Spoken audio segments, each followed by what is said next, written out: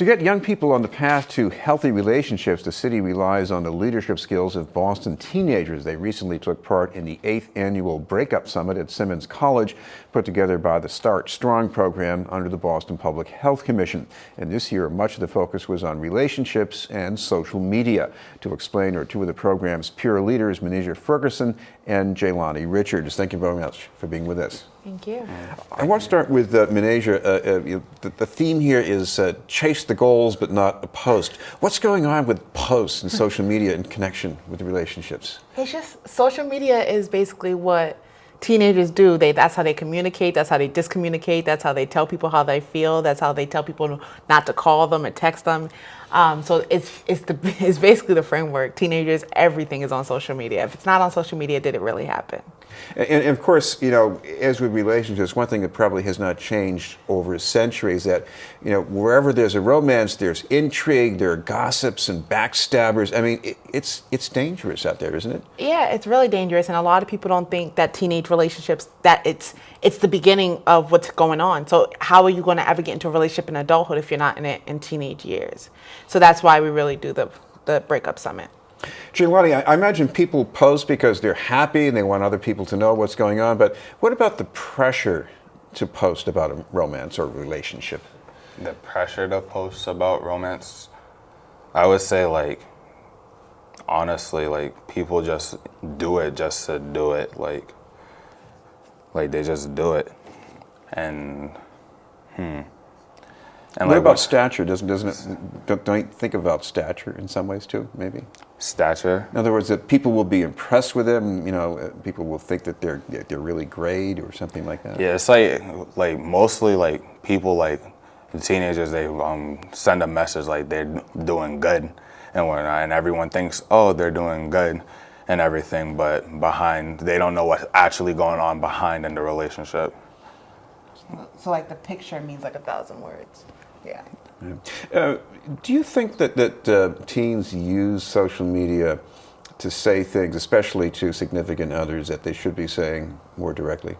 Yeah, we call them subliminals. Subliminal messages. Explain how this works now. So let's say me and Jaylani are in a relationship, right? And I'm mad at him. Yeah. So, but he doesn't know I'm mad. So I'll put on Facebook, I'll be like, oh, I hate when boys ignore me when they really should be texting me 24/7. And so Jaylani knows it's about him. Yeah. And everyone knows it's about him. Okay, now you got to tell me, Jaylani, what's the problem with that? The problem with that is you're not communicating with your partner what the problem is, what the issue is, and you're just putting everyone else in your business when you're posting it on social media instead of talking to your partner about the situation.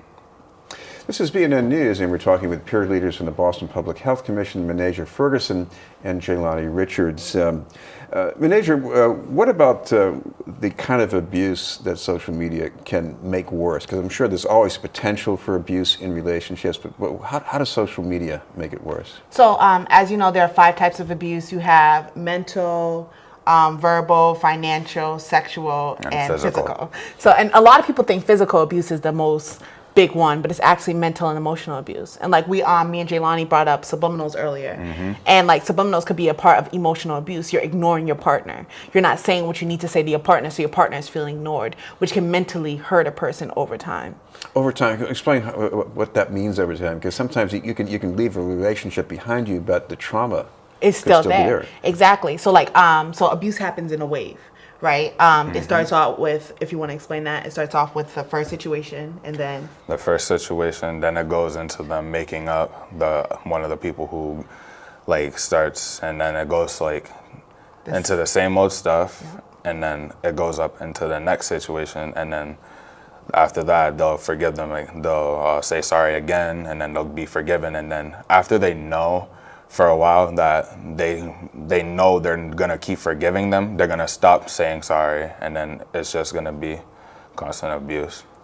Jaylani, what about the breakup part? I mean, I suppose there's a healthiest possible way to break up, but what goes on when social media is involved?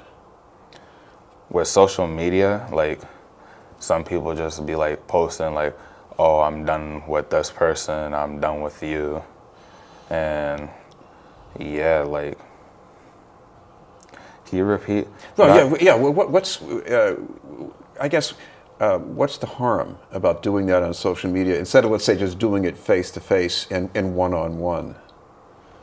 Like again, everyone's in your business. Like why does everyone have to be in your business between you and the other person, where it should just be you and your partner's problem instead? And another way, like, it's a harm, it's like, again, with like the mental abuse, like it shows like the other person could be like emotionally or mentally abused, because the way how it's like being portrayed and how other people seeing it, and then they're just like, oh, I'm a terrible person, and they'll be like, oh, then when they're getting broken up with over social media, and they're just confused, like, and then they don't know what to do afterwards. Of course, the other thing that occurs to me is that you could break up even amicably, and you still have all of these postings that are out there on social media. I mean, they never really go away, do they? Anything, that's what we try to teach teenagers too. Anything that happens on social media stays there forever. And like a lot of teenagers now are getting their relationship advice from social media, and that was another theme another workshop we had, where like you cannot base your relationship off social media, because social media isn't real. It's something that's based, it's a facade. No one ever really tells you about the bad times, they only tell you about the good times. So that's something we wanted to teach them too. Like, social media is forever, but like, you guys have to choose. Like, social media is a tool. You can use it positively or you can use it negatively. And Jelani, of course, the worst cases are people who use things that have been posted for revenge too, right? For revenge, the things that they post, I mean, yeah, it's like certain things like revenge porn. Like, I mean, you heard about Kim Kardashian, not Black China and Rob Kardashian is what I meant. How Rob posted all of Black China's nudes all over social media and sending and talking trash about her over social media, and that's not good at all. Well, at least they have lawyers that can help them. But coming back to Minasia, what was it like being at this event? Because you had hundreds of teens, and maybe some of them have not been getting good advice up until now, too. It was eye-opening, because this was my 5th year doing the Breakup Summit. And it was like, teens are the most loving and the most open. Like, they'll tell you, like, this is how I feel, and this is why I feel that way. And they're so open to advice too. So sitting in a room and teenagers actually opened up and said how they feel. And one of the things we talked about was, what's some things after a relationship that you can recharge, that helps recharge you, or something that disconnects you from the world. And we had those conversations too. And it's just like, it just to help teenagers have options, because it's all about options. You want to give people options of what they can do healthily. And coming back to Jelani, you talk to teens about how to recharge too. I mean, ways they can physically even help themselves if they're trying to get over a relationship. What do they have to do exactly? Like, mainly they can just find what works for them, because not all the same things works for everyone. Like, some people